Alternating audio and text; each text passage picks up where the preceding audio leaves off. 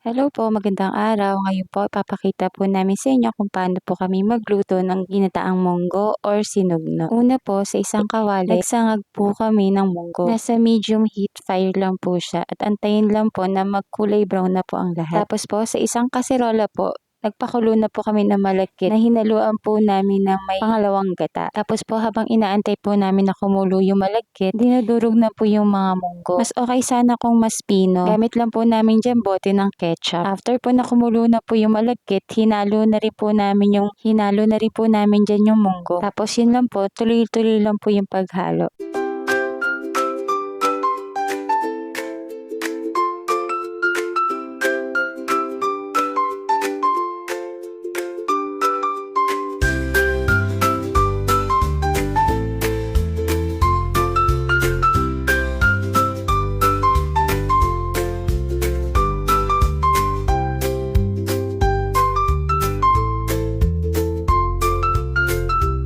Once po pala na kumulo na at malapot na rin po yung malagkit, pwede nyo na pong ihalo yung kakanggata. Tapos po, continuous halo lang po. Ang ginamit nga po pala namin dyan, mga 20 pesos po yan na munggo. Tapos po, mga dalawang nyog at saka mga dalawang gatang na malagkit. Yun lang po, continuous lang po yung halo para po mag-well combine po yung gata at saka yung malagkit. Kailangan din po continuous talaga yung halo niya para hindi po matutong po yung sa ilalim po niyan. Sa moment na po niyan, napakabango na po niyan, talaga pong masarap na po. After po na kumulo, nilagay na rin po namin yung brown sugar. Nilagay po namin dyan mga 1/4 lang po ng brown sugar.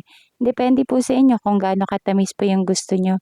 Sa amin po kasi sakto lang. Tapos po, haluin lang din po ulit. Yung ginataang munggo po pala, masarap na merienda po ito kahit tag-ulan man o hindi. Sa pa, napakamura po ng mga ingredients kaya madali lang po siyang gawin. Tapos po, continuous na halo lang po hanggang sa maluto po ito.